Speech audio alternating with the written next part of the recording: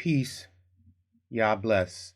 This is Asaya ben Yisrael, the iconoclast, and I'm with Yah our righteousness. In this video, we're going to continue with part 3 of the destruction of the daughter of Babylon, the United States of America. As always, with the trusty timer, we'll get started. Continuing on from verse 28, we'll go to verse 29. It says, "Call together the archers against Babylon." Who are those? Those are the ones that have missiles, intercontinental ballistic missiles that are able to reach here from the other side of the world. All you that bend the bow, camp against it round about. In the day of trouble, the United States will not have one ally to support it. That's why they will be camped against it round about. It says, "Let none thereof escape." If you're still here when this happens, you are most assuredly going to the grave. Recompense her according to her work, right? As you sow, you reap. Whatever you sow, you reap. According to all that she had done, do unto her. For she had been proud against Yah, against the Holy One of Israel. Yes, the United States has been very proud against Yah. All of the commandments spoken out of the mouth of the Most High, Yah, the Almighty, at Mount Sinai, the United States has violated. You can pick any one of the 10 commandments, and it can be shown and demonstrated that the United States does not care. The United States tosses the commandments to the side. The first commandment says, "Thou shalt put nothing before Yah." But in this country, in this nation, the daughter of Babylon, they have put this Jesus, this Yeshua, which is the modern day Bel or Baal, they put him before Yah. It says, "Thou shalt not make any graven images." And you can look all around, all over, any Catholic church, any church for that matter, you'll see a graven image, whether it be of a cross or it be of Mary or Joseph or even the chief idol, devil himself. Next verse, verse 30. "Therefore shall her young men," right? Those are them bullocks that we were talking about the other day, "fall in the streets, and all her men of war shall be cut off in that day, saith Yah." They're going to be shelling this place. In 24 hours, they're going to wipe this nation off the face of the earth. What does Yah say in verse 31? Yah says, "Behold, I am against thee, O thou most proud, saith the Lord YHWH of Hosts. For thy day is come, the time that I will visit thee." So it's a terrible thing to have the Most High, the Almighty, Yah of Hosts, the Creator, against you because of your pride. Pride goes before a fall, and humility comes before honor. But this nation has been the polar opposite of humble. This nation has no idea what humility is. All this nation knows is pride and arrogance and gangsterism. But Yah says, this nation's day is come, and he is going to visit. Next verse. "And the most proud shall stumble and fall, and none shall raise him up. And I will kindle a fire in his cities, and it shall devour all round about him." Now, this is talking about the king of Babylon, the Rothschild, right? Jacob Rothschild. He is the most proud. He is the Lucifer that is spoken of in Yeshaya, Isaiah chapter 14. "And the most proud shall stumble and fall." Yes, he shall stumble and fall, and none shall raise him up. And Yah says he's going to kindle a fire in his cities.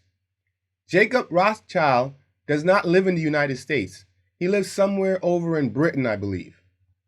And the fire that's kindled shall devour all round about him. Verse 33. Thus saith Yah of hosts, he who creates. The children of Israel and the children of Yahudah were oppressed together, scattered to the four corners of the earth.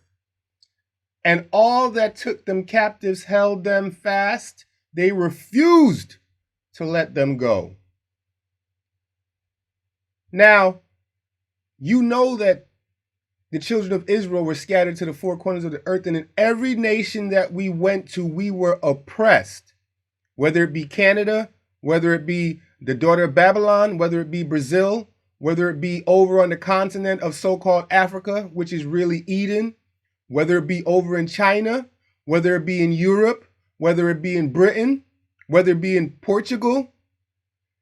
There is not one place on the face of the earth that the children of Israel were not oppressed. And Yah says, all that took them captives held them fast, securely, and refused to let them go. If they had let us go, we could have gone back to our homeland. But as it stands now, our people have absolutely no idea where our homeland is. We are the only people on the face of the earth, the only people on the face of the earth that has no language, no land, and now we're just now beginning to get back our culture. Yah says in verse 34, their Redeemer is strong. Yes, that's why he is the strong one. Yah of hosts is his name, he who creates hosts. He shall thoroughly plead their cause, that he may give rest to the land and disquiet the inhabitants of Babylon that are so pompous and so arrogant and so smug and so secure. Verse 35, a sword is upon the Chaldeans, the Caucasians, the Aryans, saith Yah, and upon the inhabitants of Babylon, the United States of America, and upon her princes, her governors, her mayors, her Congress people, her legislators, and upon her wise men, those that supposedly know so much, those prognosticators. A sword is upon them, saith Yah.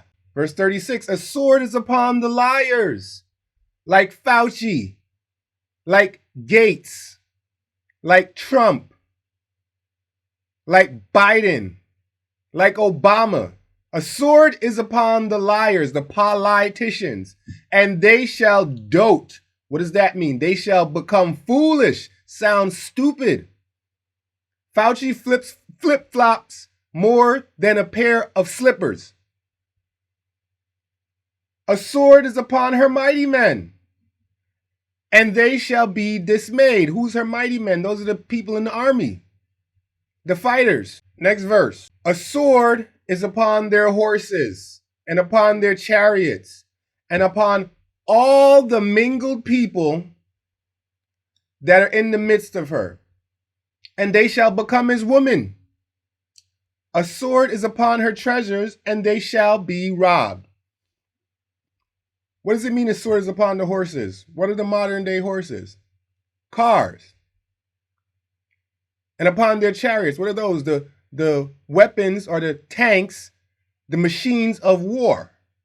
And upon all the mingled people, the mixed people, including the Arabs, including the so-called Africans, the Edenians, including the Indians, including the Asians, the mingled people that are in the midst of her. A bunch of mix up, and confusion.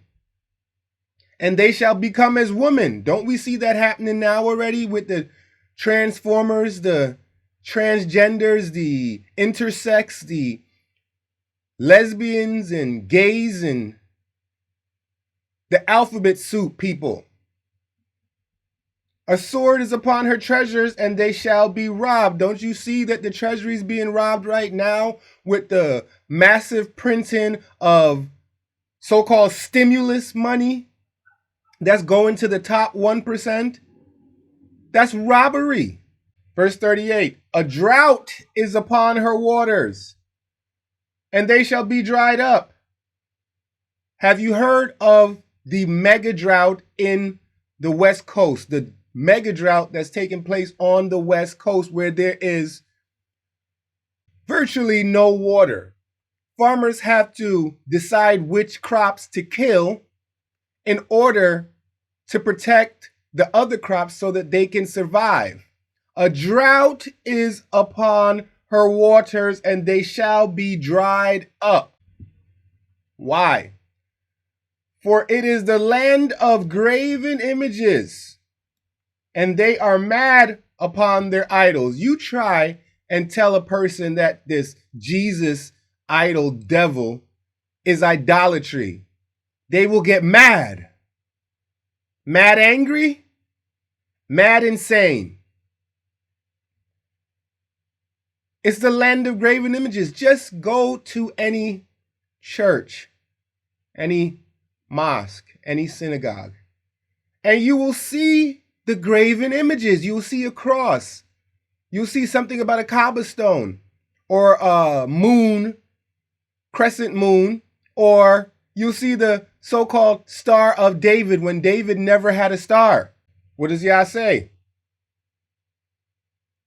He says, therefore, for that reason, because they're mad on their idols, the wild beasts of the desert with the wild beasts of the islands shall dwell there, and the owls shall dwell therein, and it shall be no more inhabited forever. Forever. Neither shall it be dwelt in from generation to generation. No one will ever live here again. Ever. This place will be wiped off the face of the earth. It will be as if it never existed. The animals will be here. Alligators and crocodiles and owls will be here. Now, what does Yah say in verse 40? As the strong one overthrew Sodom and Gomorrah. Do we remember what happened there when he rained fire and brimstone and wiped that place or those places off the face of the earth, and they've never been inhabited and never been rebuilt ever since ancient times? So just like the strong one overthrew Sodom and Gomorrah and the neighbor cities thereof, saith Yah, so shall no man abide there, neither shall any son of man dwell therein. Again, it's being reiterated. No one is going to live here. Just look outside your window. And when you look outside your window, imagine it a wasteland with no one there, no one on the streets, no one at all, not one single person. It can't be stressed enough. This place is going to be leveled. Time is winding down. We have time for one more verse. Verse 41, behold, a people shall come from the north, and a great nation, and many kings shall be raised up from the coasts of the earth. So this is talking about the people that are going to perform this massacre, this slaughter to this nation. They're going to come from the north, and it's going to be a great nation, and many kings are going to be raised up from the coasts of the earth. Time has run out. We're going to end here. This has been Asaya ben Yisrael, the iconoclast, with Yah our righteousness. This has been part 3 of the fall of the daughter of Babylon, United States of America. If you found this to be informative, hit the like button.